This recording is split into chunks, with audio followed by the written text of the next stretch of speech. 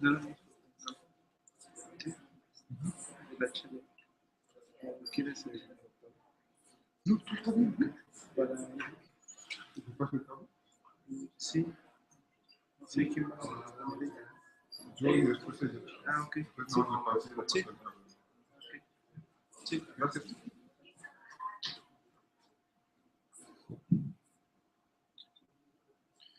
Hola, muy buenos días. Pues esto es la apertura de nuestro Drupal Camp 2015, la segunda edición en la Ciudad de México y la cuarta edición ya en el país. Ya llevamos 4 años de Drupal Camps y esto no sería posible si no es gracias a nuestros queridos patrocinadores. Muchas gracias. Yo soy director de Indava, la empresa que está organizando el Drupal Camp. Afortunadamente he tenido el soporte y la ayuda de todas estas empresas, el podcast, que siempre ha estado presente desde que existe en todos los Drupal Camps. Linio, por mucho la empresa que ha traído más desarrolladores, que ha estado más comprometida en esta edición del Drupal Camp. Muchísimas gracias. El proyecto Papime nos ayudó desde el principio a obtener esta sede, pagarla y tener la solvencia, tener la seguridad de que teníamos un lugar donde reunirnos. Accenture Phase 2, empresa a la cual pertenece Nicole, y que va a tener la keynote que va a empezar dentro de unos 15 minutos. Y Oracle, a través de MySQL, todos ellos nos dieron una gran ayuda. Onyx Media, creo que por fin ya llegaron, están saliendo del avión, estaban aterrizando. Y bueno, ¿para qué hacemos estos Drupal Camps si ya tenemos internet, tenemos Hangouts, tenemos absolutamente todas las comunicaciones? ¿Para qué seguimos reuniéndonos físicamente? Y es lo que me estaba preguntando el día de ayer. Y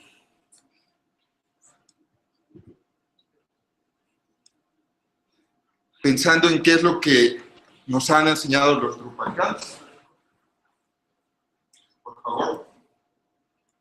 Es el momento de tuitear con las hashtags drupalcamp.mx.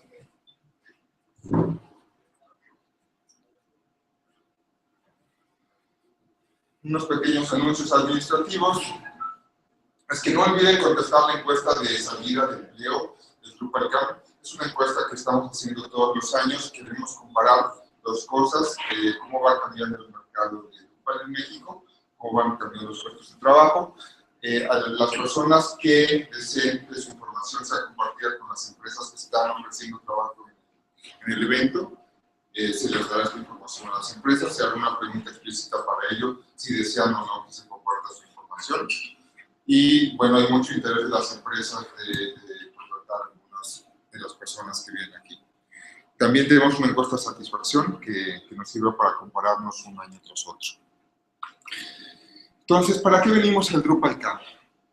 Y si ya todo está por internet, si podemos reunirnos y tomar cervezas virtuales y podemos hacer todo. Realmente para aprender la tecnología no necesitamos reunirnos físicamente, cada vez menos. Si hay algún área pervasiva en ese sentido, es exactamente la nuestra, el desarrollo web.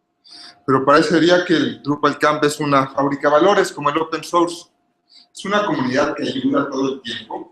Es una comunidad, es distinto ver a una persona físicamente, poder saludarla, porque después esa persona vamos a tratar de contactarla por internet, por el IRC, por algún chat, por algún foro, y él se va a acordar de nuestra cara, va a saber quiénes somos nosotros y nos va a tratar de ayudar a conseguir levantar un servidor, a conseguir terminar una configuración, tal vez hasta terminar un trabajo y tal vez hasta después sea un socio comercial.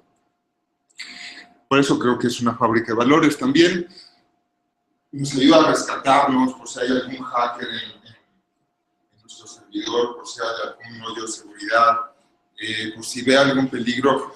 La comunidad de Drupal y las comunidades open source nos ayudan a rescatarnos de los peligros de configurar sitios web.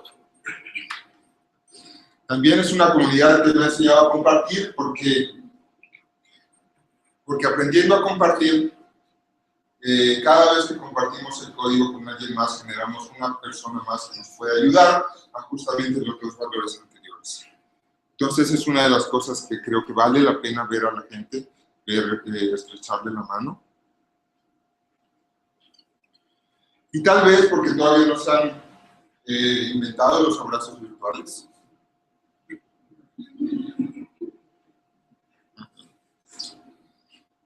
Y creo que por eso sigue la gente reuniéndose, para poder platicar, para poder abrazarse, porque el ancho de banda que tenemos en una fiesta, por el ancho de banda que tenemos cuando estamos todos reunidos, es todavía muy superior al ancho de banda que tenemos en la mejor conexión de internet.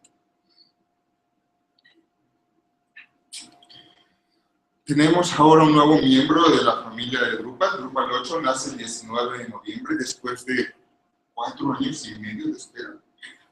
Fue cierto eso, tal vez no viene en la cabeza un software que haya tardado tanto tiempo en hacerse, con tantas manos ayudando. Parecería que eso nunca iba a acabar. Y pues bueno, ya tenemos un nuevo miembro en la familia de Drupal. Ha sido sometido a las primeras pruebas de estrés, aunque todavía es muy pequeño. Y estos son los resultados de las primeras pruebas de estrés de Drupal 8. Entonces parece que viene bien, creemos que es un software que va a marcar un hito en la historia de los CMS, que tiene una ventaja técnica por lo menos de 2 años sobre cualquier otro competidor que existe aquí. Estamos muy emocionados al respecto. Entonces, sin más palabras, declaro iniciado el Drupal Camp y el PHP Day 2015.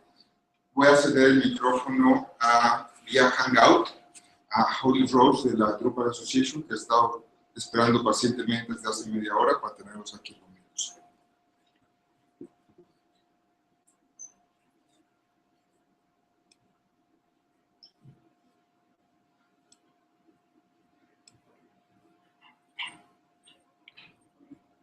Hi, Holly. Can you hear me?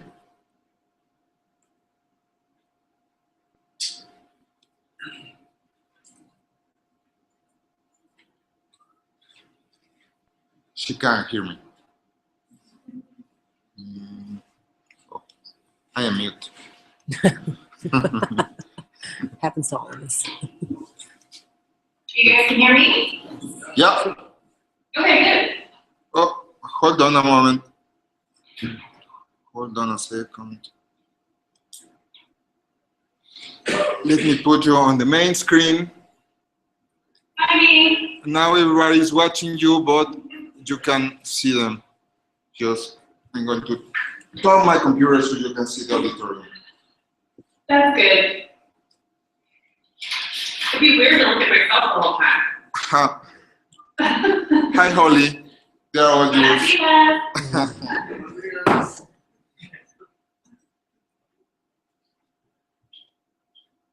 Okay. Did you do your introduction already, Ricardo? Go ahead, Holly. They are all yours. Okay. I'm going to attempt Spanish. Are you ready? Yeah? Okay.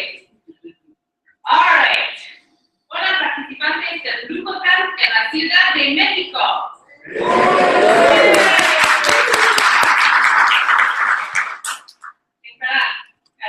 Tengo más. Okay.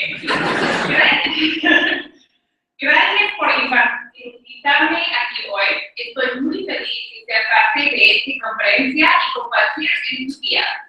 Estoy especialmente contento porque pronto todos tendremos una nueva versión del Drupal para celebrar. Drupal 8 saldrá el 19 de noviembre. Este es un gran logro posible gracias a su arduo trabajo. Espero que usted está planeando una gran fiesta para celebrar con la comunidad global en todo el mundo.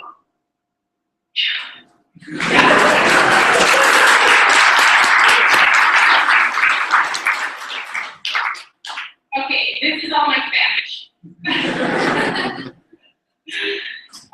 This release is especially important because it is the most advanced version of Drupal yet. And if you are a developer, you're going to get industry standard tools that we use everywhere else in software development. And that means that the skills that you need to develop with Drupal are going to be easier to learn and will apply to other projects more easily. You're also going to be able to build more powerful solutions for your customers, modeling and delivering content in ways that will really create personalized experiences for your audiences. If you're a user of Drupal here at the camp today, you're going to get content tools that make it much easier to create the kinds of sites that are easy to use and learn and really lovely to look at. So we're really excited about the release. And Mexico has been a very important part of Drupal from the beginning, and especially getting Drupal 8 up. Participation in Drupal from Latin America has been growing steadily every year over the last decade. We see that in the number of user accounts and in the traffic from Latin America, which is continuing to increase. And the Spanish translation of Drupal is one of the most complete, which means that you can download Drupal and install it in Spanish and make it very accessible to millions of people around the world. And that's possible because of the work that the Drupal community in Latin America does every day. So one thing I want all of you to know is that each of you has made a contribution to Drupal. When we talk about contributing back to the project, most people think about writing code, right? Creating code that gets committed back into the project. But that's certainly one way to contribute to Drupal. But if you're someone who's helped plan a camp or a meetup, do we have folks in the room who helped plan a camp or a meetup? Yes, excellent. Yeah, you are someone who is contributing to Drupal, right? If you are someone who helps companies choose and adopt and deploy Drupal, right? Any of you help do that? Help companies choose to use Drupal for their sites? Yeah, you're contributing to Drupal. If you're a Drupal association member, you are a Drupal contributor, right? You're helping to fund the work that we do. So I just want to make sure that everyone knows that Drupal exists because of the community, and everyone gives back to the project in some way. So thank you for doing that. Here at the association, and I forgot to say who I am. I'm Holly Ross, and I'm the executive director of the Drupal Association. Here at the association, our mission is to help make sure that this global community of Drupal contributors can do the work that they love to do for Drupal. So we certainly hope that we can help you find your place in the Drupal community if you haven't found it yet. And certainly you've made a great start by being at the camp. And thank you again for whatever it is that you give to the Drupal project and the community. And feel free to reach out to me at any time so that we can do better work to support you and your Drupal passions. So thank you for having me here today, and I hope you have a great rest of your camp.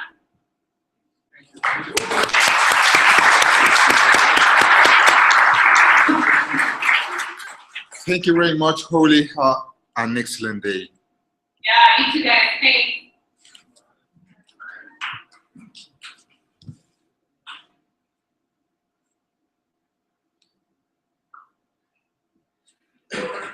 Okay, with me is Nicole Lin. She comes from a company called Phase 2. Phase 2 is one of the most successful companies around the Drupal world. They maintain many distributions like Open Atrium and the Open Government distributions. And Phase 2 is one of the, it's a very important contractor for the US government. They have been involved in huge Drupal projects around the world. So it's a pleasure for me, please. Thank you. Can you get my hooked up, my slides? Sure. Although I'll be going off script a lot. Is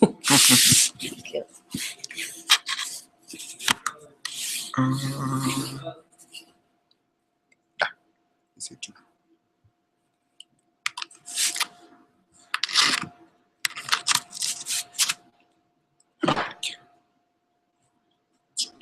There we go. Do you need audio? I think I'm fine. Okay. Unless they need it to do the streaming. I don't know.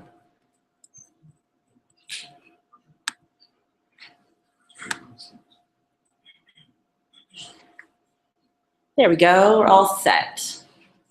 Awesome. Buenos dias, and I am definitely not as prepared on the Spanish front, so I apologize up front. And that I spend a lot of time with clients, and often it's the thing that doesn't let me do all the things that I want to do, like take vacations and all that other stuff. And learning Spanish has been on my bucket list forever, but I'm going to get better. But I'm going to go ahead and start. And my session today is Drupal Enough. And I haven't actually been doing any speaking for the last 2 years. I spoke at DrupalCamp Costa Rica, but I was actually covering for Jeff, our CEO, and I didn't actually prepare a session. And I used to speak at camps and cons and all of that, and I'd come up with all these clever presentations and talk about like migration. And this time I was like, you know what, I'm going to talk about what I actually do. And I'm hoping that it's of interest to you and that you find it, a good subject. So I, of course, want to be a little provocative and have a little bit of fun today. And is Drupal enough? So as you said, I am Nicole Lind. I am the Vice President of Client Services at Phase 2. And what that means at Phase 2, and it may mean different things at different companies, is I'm the head of the project management office. Well, I have project management under me. I have all the project managers. I have all of our account people, and I have all of our lines of business. And lines of business being like our professional services, managed services, and things like that. So yes, I spend a lot of time with clients. What is Phase 2? It's a digital agency that specializes in content, collaboration, and experience. Took it right off our website. Not trying to sell you on Phase 2. I'll get to that, but I just wanted to tell you a little bit about us. We do a lot of Drupal, and we do a lot of other technologies along with strategy, consulting, and design. And this slide is just to give you a repertoire of the types of clients and how many, and it's government, media, nonprofit. So we do a lot. And again, this list of clients is just to show you that, why all this background is important and why I even came up with this session. And that it really weighed heavily on my topic today.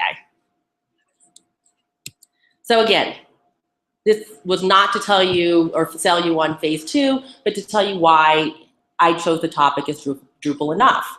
And, I basically feel like I can't answer that question just yet. You may already know the answer until I tell you what I've actually been seeing in the market for the last couple of years. So the first thing that I've really been seeing in the market is we have competitors. Not a shocker, not a big thing. WordPress, for instance, is being often chosen by organizations who are still committed to open source, but they may not want the complexity or the attempt to wrangle up Drupal developers and get them on the market for the the prices that are out there at this point. We have clients who are moving towards something called Adobe CQ5, and it's usually chosen by organizations who have a lot of money and are just sick of the admin interface and, again, the complexities of getting Drupal developers. So yes, we have competitors in our market. Another thing that I see in the market a lot in the last year is there's a reluctance to upgrade, is that a lot of people are really staying put with Drupal 6 and Drupal 7. And what does that mean for us? That reluctance to upgrade in some of the larger organizations, it's stopping us from getting that infusion of money that even drives even more development for us. And so, I even noticed in a conversation I was having with Molly, one of my coworkers who's been on the circuit, who's been going to the camps and all the cons, she's been talking about how attendance may not be this, it may not be as big. And, people are really holding back. I was having a conversation with someone last night who's living here in Mexico, and he's not going to be at the camp because he said his company can't sponsor him right now. They don't really have the dollars. And so this upgrade issue, although our clients are using Drupal 6 and Drupal 7, the desire to not upgrade yet is not giving us the infusion of cash to continue to explosively grow like we have been. So this is causing some challenges. And then the next one I have are our integration requirements. So back to the question, is Drupal enough? For those of you who've been around the block for a while, you know, when's the last thing you did that just had Drupal? Like when it was just Drupal. I mean, oftentimes you're having to do ad serving, authentication systems. You may do JavaScript front end solutions like AngularJS and React. A big one for phase 2 is we do tons and tons of infrastructure work, and it has nothing to do with Drupal other than that's where our code sits. And you know, to make an actual implementation successful, we have to actually know what we're doing with hosting and with our servers and how to deploy code. And again, you know, a lot of our server people and our infrastructure people may not know anything about Drupal, but they are critical to the success of a project or an implementation. Another big one, which impacts us, is developer boredom. Like, developers get bored. They want to be on like the newest, I call it the shiny penny, or I'll say the shiny coin syndrome, that people want to use the latest and greatest. You have to keep developers interested. And that's really hard. I mean, so, you know, year after year, you're doing the same Drupal 6 sites, you're doing the same Drupal 7 sites. You know, I don't know about you. I know our developers don't want to always do it.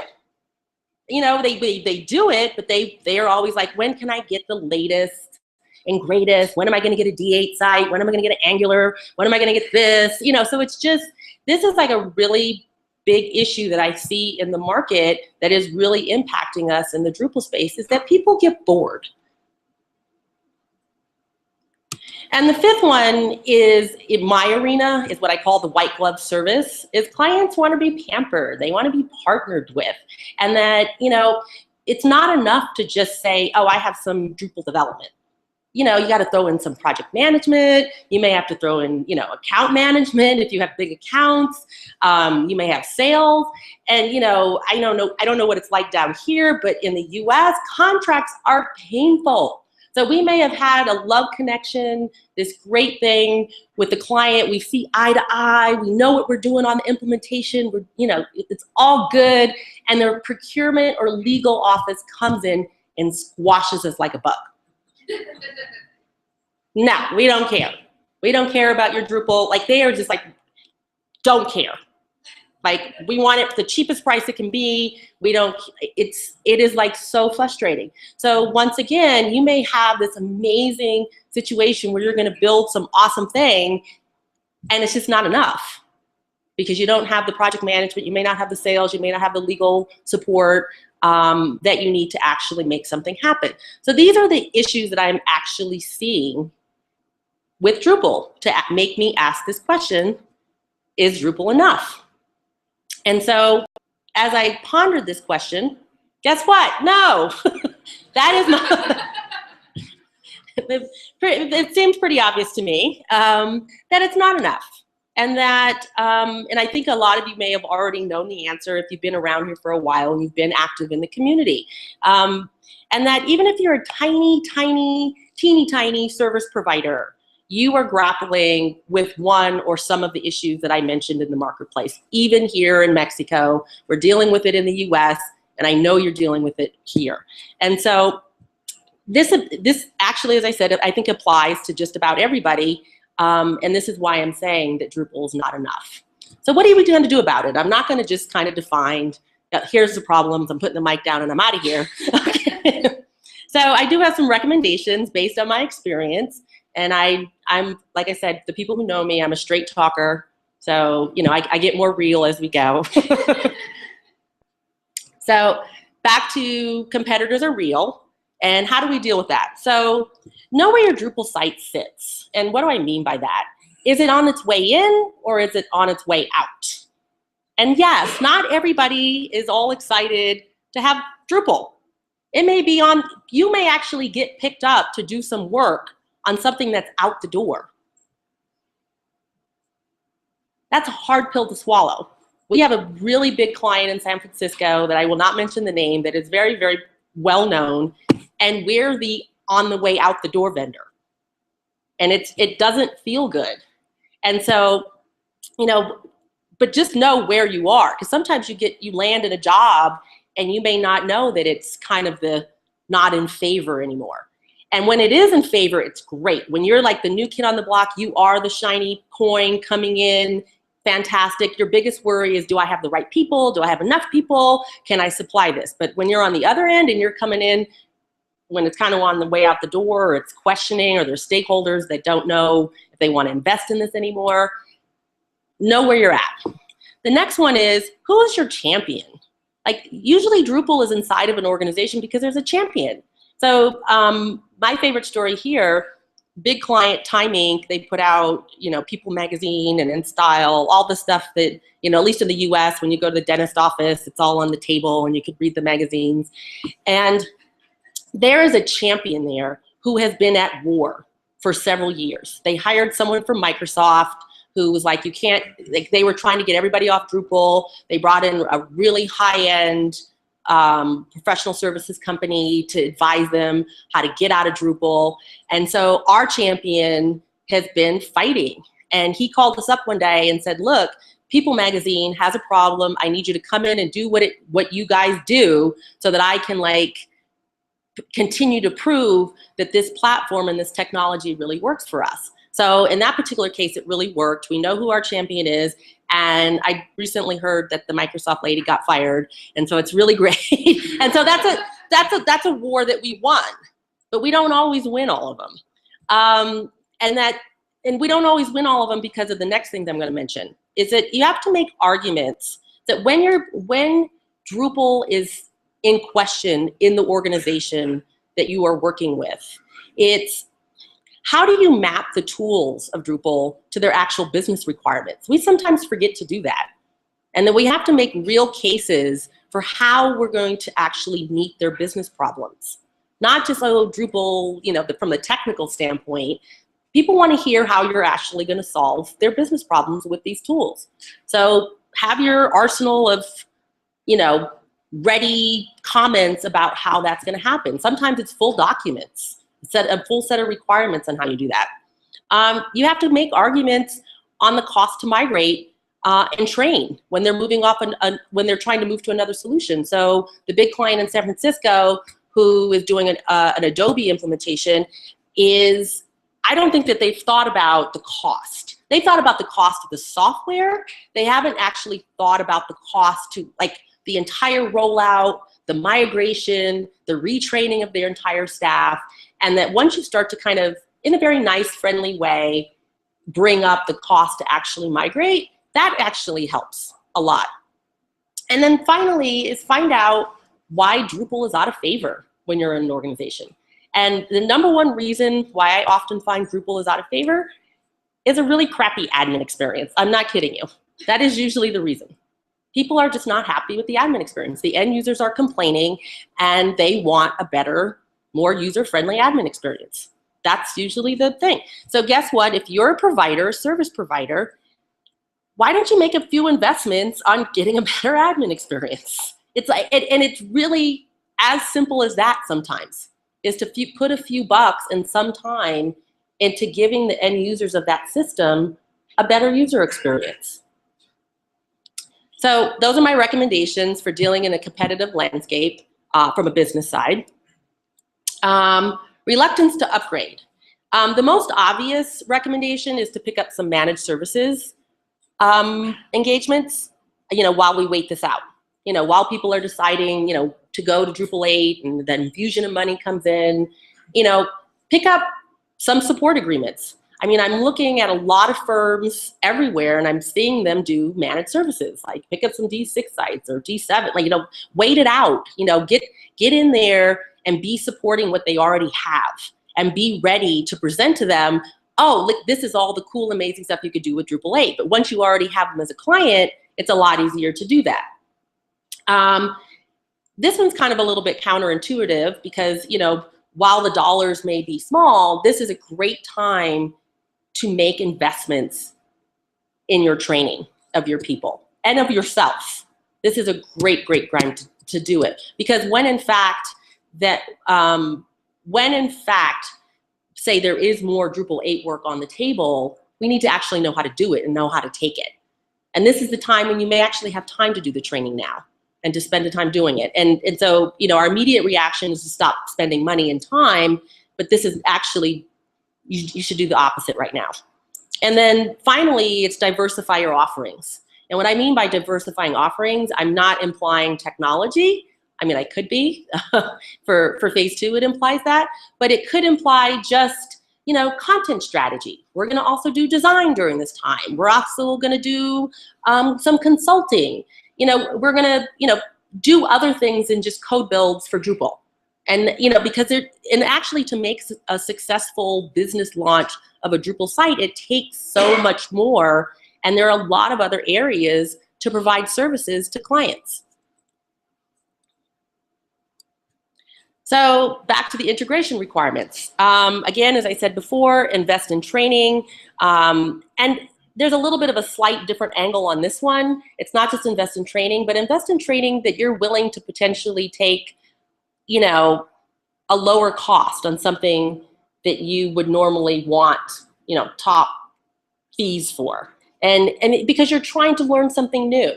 And this is a great way to learn something new. If someone's willing to let you work on their stuff and learn something, you know, you probably shouldn't charge full price. We do it all the time. If we see something interesting that we want to learn, we often drop our rates because we want to learn that thing. And, you know, a big one here is buy talent in key areas that you want to expand in. You know, it does cost money. Like, you want to find the people, and it, you know, if it's not about money, it could be about partnerships that you know, solidify with other organizations. Your organization may specialize in one thing, they may specialize in another. You come together, you do some projects together. So again, get the talent that you actually need and what the market is telling you. And back to the developer boredom, taking on challenging projects. And this one has a little bit of a twist as well. It's taking on challenging projects even though you may not make the timeline. It's a risk. You know, when you do something new that you've never done before, just expect it's going to take longer than you think. Like, it's just, it's so funny to me that we do this too. We go into engagements, we've never done it before, we estimate it, and then we think that it's going to end on time. And I'm like, how do we know that it's going to end on time if we've never done it before? That's like mind-blowing to me that we do it. And we do it all the time. We like apparently haven't learned our lesson, but I'm putting it in my slides so that maybe you all can learn from it. We haven't so far. Diversify offerings, as I said before, developers always want to be working on something new. And it's not just developers, like project managers working on something new. Find challenging, exciting things for them to work on. It is the best way to keep your people happy. And, you know, when they're motivated and happy, they're going to do a great job for you. And then you can also ask them to maybe do that. You know, you have this like exciting work, but I really need you to support this D6 site in the meantime. So, you know, you find ways of sneaking it in. It's kind of like the carrot. You give them something fun to do while they may have to do something boring at the same time. And then diversify your teams. Guess what? There are people out there that don't need the diversity. They just have lives, they want to come to work, they want to do their job, and they want to go home. There are people out there like that.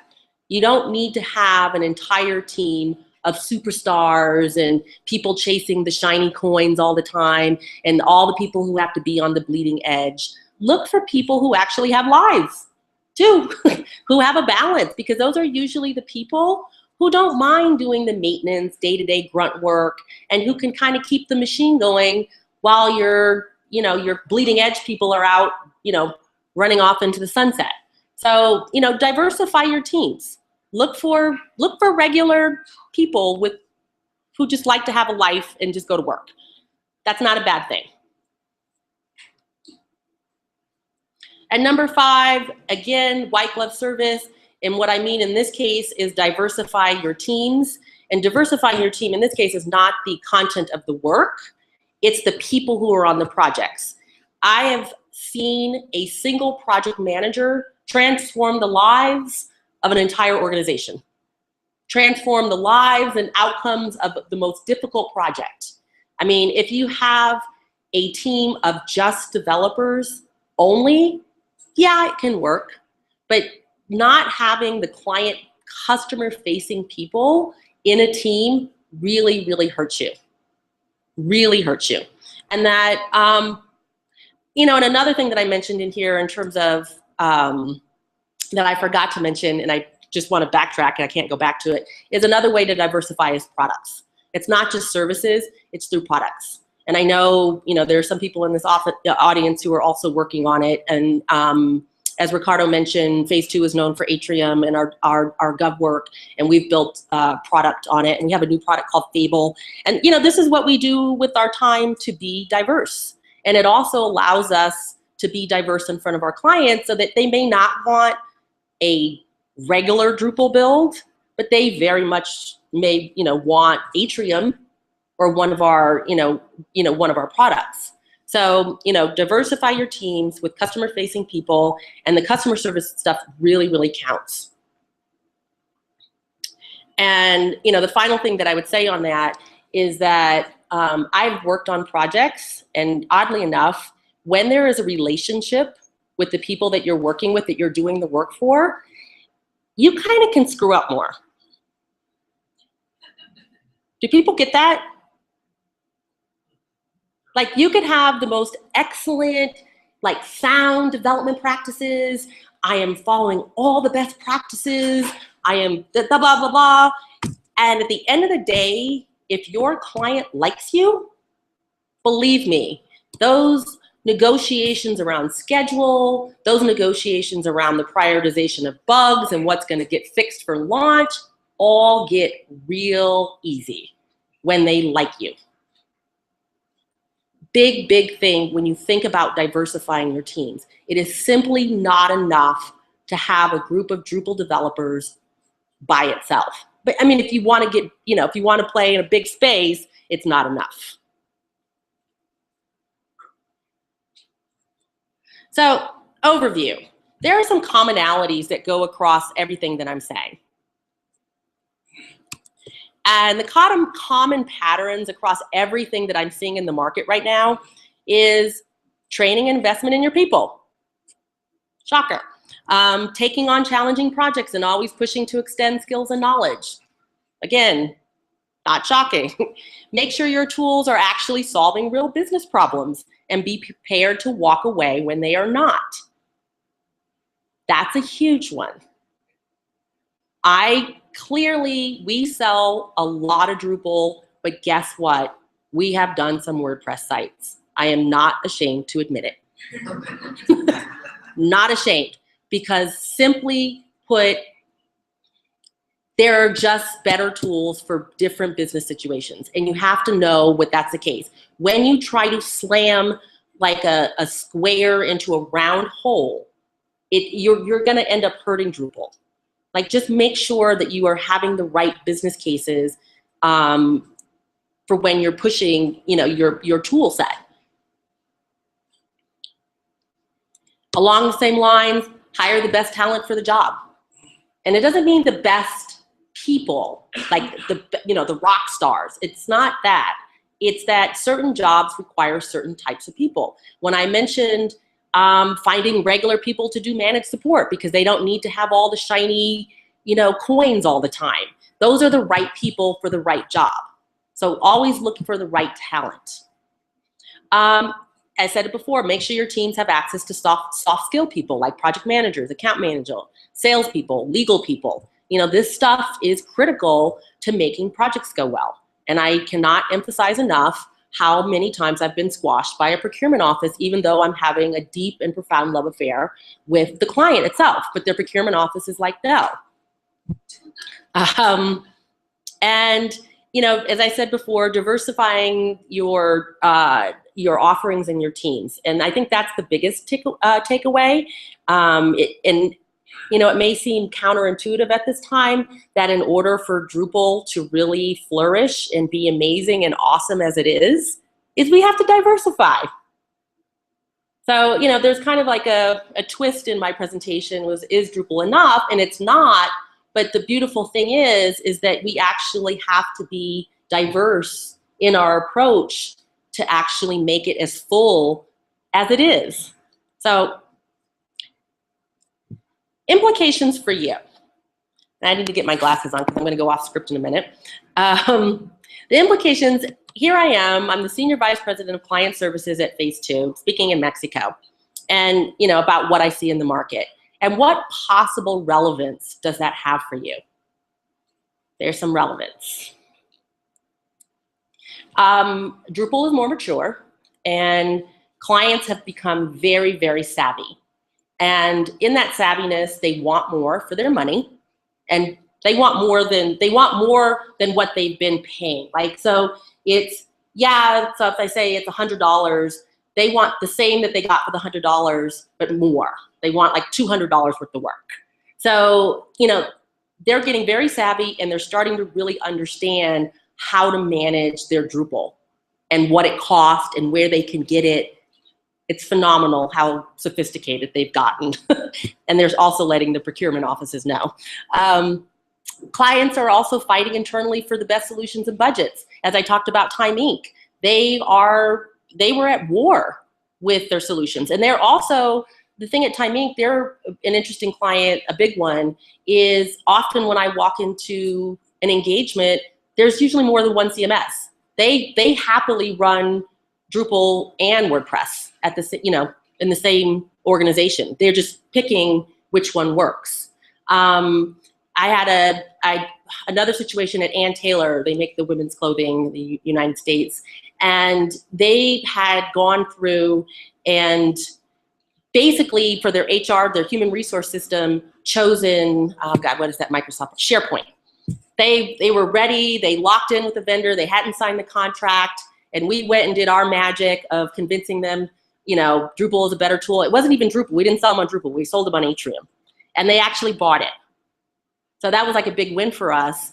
And again, because we recognize that our clients themselves are fighting internally for the best solutions and for their own budgets. And your champion is in there trying to do Drupal, but they're fighting a lot of other people too. So they need ammunition from us to be successful in those organizations.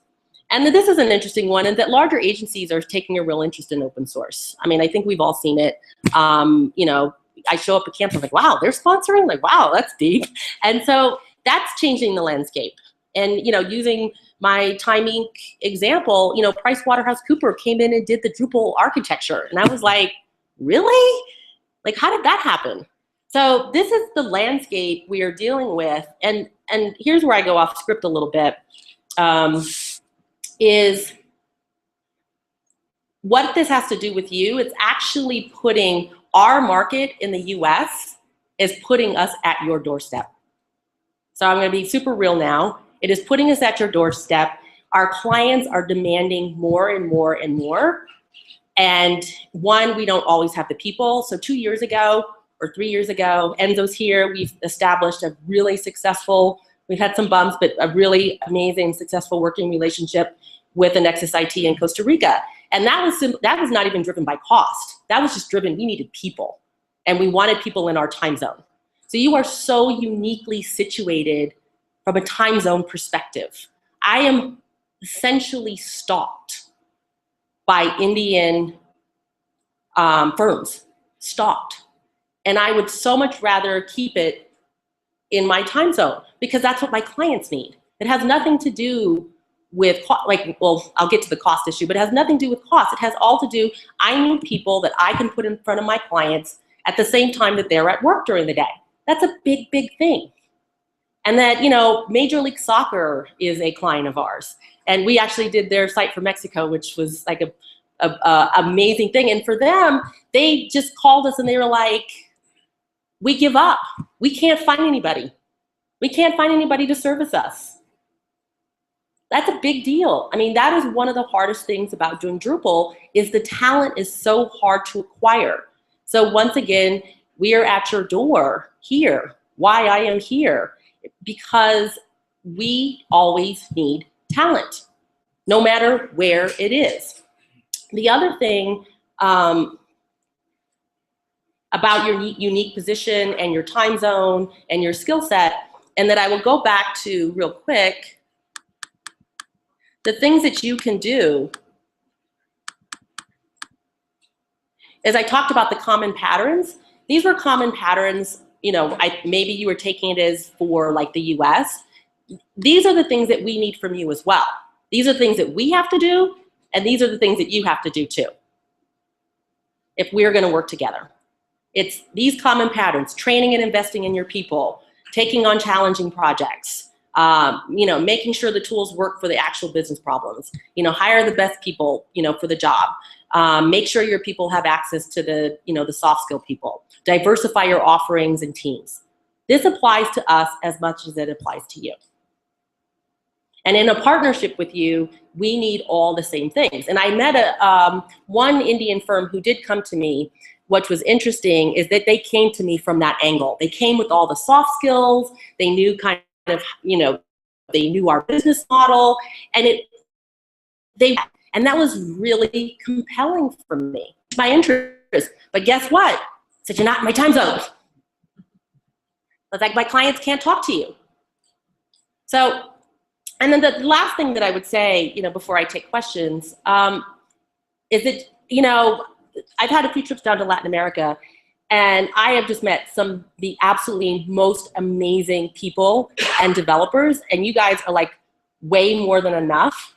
And I know that sometimes there's this icky thing that occurs, and again, talking the truth, I'm just gonna say it, some icky stuff that happens. I am a woman of color, and I work for a largely white male company, and so I know what it feels like.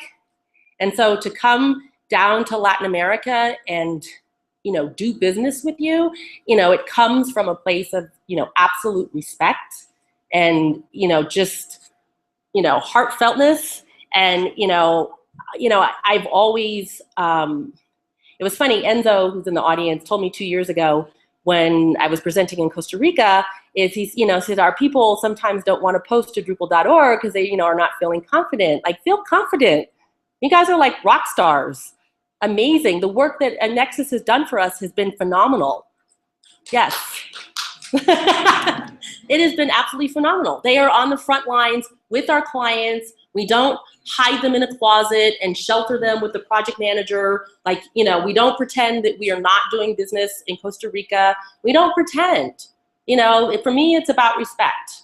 And so, my message today is, we have a common path. It's all the market stuff that I talked about are market concerns that I'm sure that you have.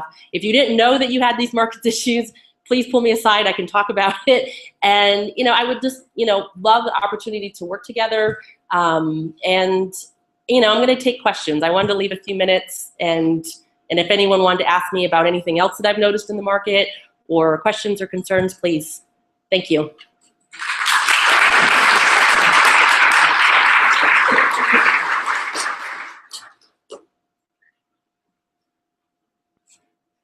Have you ever worked with people in Latin America and larger projects? Can you mention?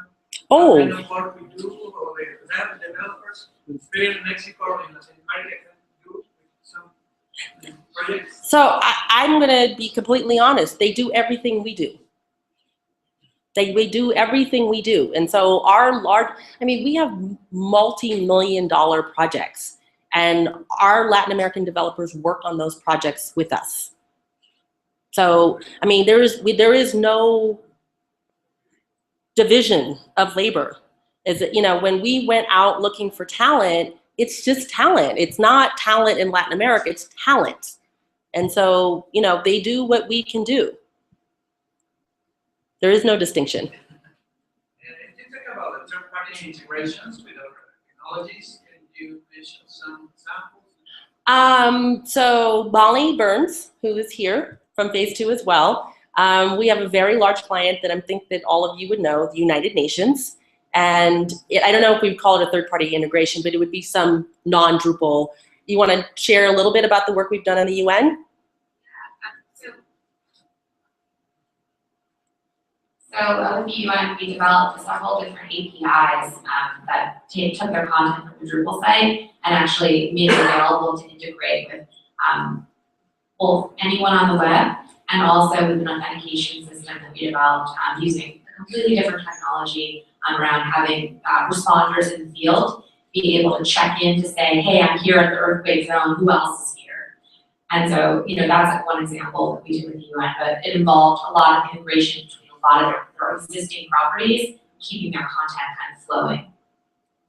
And just another, I talked about Ann Taylor. So although their HR department decided to go with Atrium, they still had a large SharePoint integration, so we had to do SharePoint integration. We have to do LDAP. I mean, we do a lot of non-Drupal integration work. Sometimes we have to integrate with somebody's custom code. That's not fun, but it happens. Yes, we got it. Well, compared with other sources of developers like India, East Asia, do you think there are some advantages to our Latin American sources? So my personal experience is I love the warmth and the personality that shows up in front of my clients with a Latin American developer. I do not get that from necessarily other parts of the world. So there's a sense of humor and fun, you know, and phase 2 has a value system that we bring to the table, and fun is one of them, is a part of our values.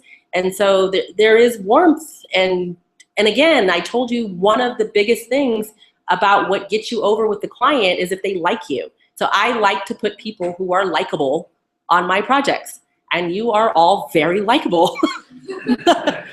Yes, that is a big, technically I don't necessarily see the big differences, but it's a personality and it's a warmth and it's a likableness that I find at the top.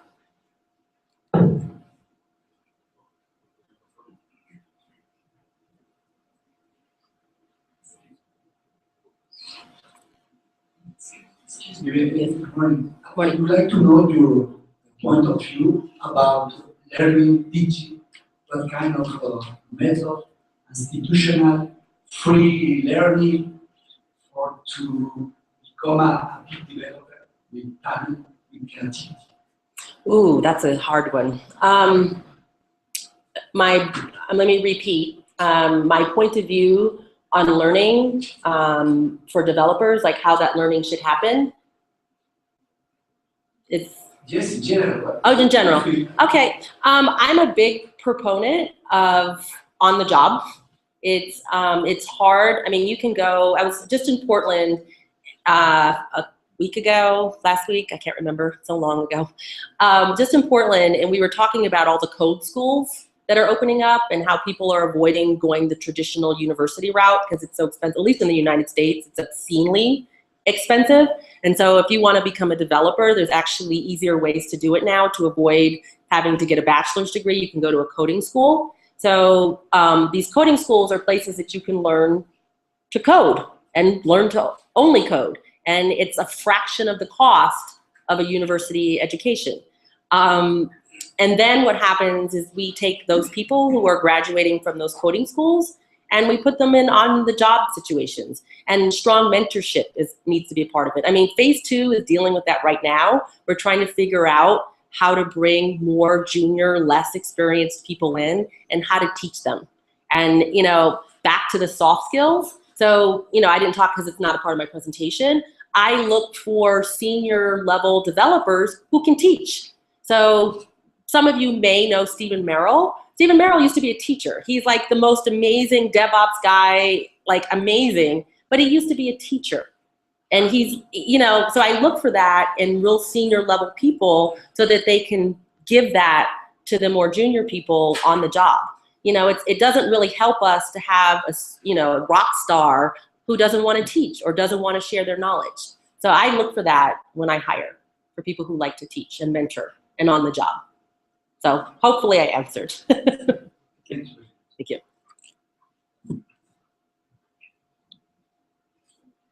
I know the presentation was about business in humanware. I still want to know what you think. So that the theme of diversity, I understand that for teams and people. What about Drupal as a technology? It seems like for a long time we've been trying to cover. You're going to drag me into that, aren't you? You're going to drag me into that. Different pieces that some people are saying maybe Drupal should be more specific to be successful. That is a hotly discussed topic at phase 2. That's very close to our business model and what's happening in our business, and that we're a 150-person company right now. And we do have the option to do more than just Drupal because we can. because I could say I have 20 people over here who are my specialists in Drupal. I have 10 people over here who are my specialists in DevOps. I have 5 people over here who are my specialists in design, whatever. But when you're a 5-person company, like when I jumped ship from corporate America and went to a small agency, I went to a 5-person company. And we didn't have the option to do anything but Drupal. Like, we had 5 people. Like, what do? We did Drupal. But that's the beauty. When you grow, you actually get the option to use a variety of tool sets. So that's where we're at right now. And I agree, diversity of technology is so critical to phase 2's business right now, but it may not be for everybody else. And it does take a certain size company to make that leap, to do it, because you want to still do it well. You don't want to say, I do all technology. You know how well that goes. So you want to be able to pick and choose and get your people trained and make investments in them. And you can't do it for like 50 technologies. You start to slowly pick, a repertoire of technologies that really work, because when you're dealing with large organizations, you're dealing with business problems that cannot be solved by one technology. You have to be open to that. It's just the reality. You have to be open. Okay.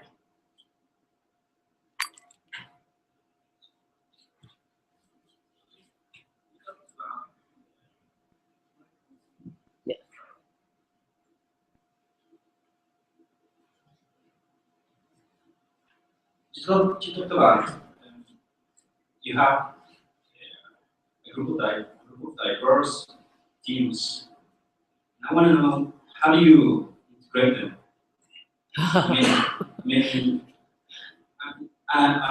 think I can imagine that you use some standards, use some kind of patterns.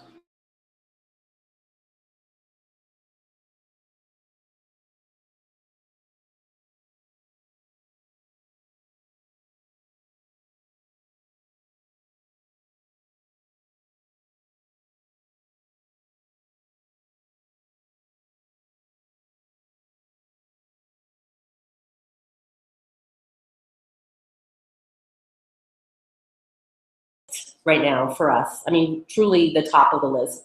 And so I would say we have a theory. We are doing it, not always perfectly. It shows up kind of messy sometimes, and sometimes it shows up in beautiful ways on climate projects. Like we've made it happen, and it worked, and everyone worked together. We selected the right team. We got the right talent. It met the profile, but that doesn't always happen because of what you're asking is, how do we have to be organized, and how do we select the talent? How do they grow as a practice in their own right? How do the DevOps people get what they need? And then how do they then work along with the other people? So for instance, I had a situation where one of our DevOps people got selected for a backend dev position because the person doing the resourcing had no idea how to distinguish between the two skill sets. So, one of the things that we've done is create a talent map where we've mapped the entire talent pool of our organization. All 100 of our delivery people are mapped in this talent map. So when we're picking and choosing people for projects, we look at that talent map and we say, okay, the project calls for this. And then we get them, and then we kind of splice it together. We also do a full estimating. We have this thing called the deal team at the very beginning, where it's an account director, which Molly is, it's a lead dev, an analyst, and depending on what else it needs, but it's usually those 3 people with the salesperson who sit down and determine what does the project actually need and how do we package together. So there's that part of it on the business side, and then there's the internal part on how the teams actually function as practices and how they get good at their craft. That is, we are tackling that now. And the reason why it's such a big issue for us is because we're doing that diversity of technology thing. So, it wasn't as hard in the past because we were all doing Drupal. And it was just one big talent pool all doing Drupal. Now we're not all doing Drupal. So it's getting messy. I'm going to be honest, it's getting very messy. And we are looking at making a lot of changes internally with our organization to account for the fact that we need to give teams who are diverse what they need in terms of training and skills development and how they get assigned to projects, it's not solved. Not solved. We're kind of a hot mess a little bit about it at times. But I mean, we've been at this for so long and we have a lot of really good business people. And that goes back to the people with the soft skills. And I would even say intuition. I think this person's gonna be really good on this project.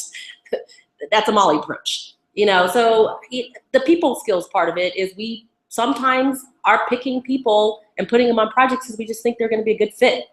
And we have a general idea from our talent map of what their skills are. So, it is, I would say, fundamentally the hardest things about running a larger organization is to settle what you're talking about. And we haven't solved it. We're working on it, but we haven't solved it. Okay. Anything else? I think I have a few more minutes before we close. And we don't have to take, okay. Infrastructure you work with Rackspace, you Amazon services? All of it. All of it. Depends on the client. And our favorite is the one when the client says they want to host internally. You know how much fun that is. And they have high security requirements. The joy of that scenario. That is our favorite. Like when they say they want to go, to Rackspace, or they want to go to Amazon, or they even want to do, Acquia, we're like, oh, thank God. But when they say, I want to internally host, it's like, oh, it's going to be painful, and it always is. So yeah, we do it all. That's why we make a huge investment in our DevOps and infrastructure practice. We make a huge investment in it. So, okay. Oh, one more. Sorry. Do you use a special process or methodology for your teams? A special process? Yes, integrating the teams and doing the tools. Ooh. So we have this guy called, yeah, we have a lot of tools. We have a lot of people and we have a lot of tools to accomplish this people integration. So Molly just mentioned and reminded me, our tool set is, we use something called FlowDoc, and we have an internal chat system that our entire company's on, and we talk to each other, and because we're not only diverse in terms of our skill sets, we're diverse in terms of location. We have 4 offices in New York, San Francisco, Virginia, and San Francisco, and we have people all over that work just remotely in the United States. So how do we make all those people talk? And how we have us talking all the time, like as if we're coming into the office each day together, is we use a tool called FlowDoc. We used to use IRC, then we had something else, but it's a group chat system. So that's one tool. We also have this guy called Anthony. Anthony is like, he's our Tetris player, and basically he has 2 massive computer screens where like all 100 delivery resources show up in this screen, and it shows their bookings. And we have a booking system and an assignment system where he's plugging and playing people into projects. And we use it, the system we call is OpenAir, but there are other PPM tools like AtTask. At some point when you get above 12 people and more than 5 projects, you need something but you don't need OpenAir. Hopefully they're not here to hear me say that. But you need something because the complexity of your assignments and the number of projects that you're tracking and the financials, it all starts to get very messy, and Excel breaks down and it falls apart. But like I said, I've used something called AtTask, which I loved, and I think they renamed it, but we use OpenAir now, and there's a guy literally called Anthony that does the plug and play. We have a single dedicated person who does resourcing for us. That's his only job. He sees no clients. He plays Tetris by plugging and play resources into projects. Okay. All right. Thank you very much. This was great. Yes.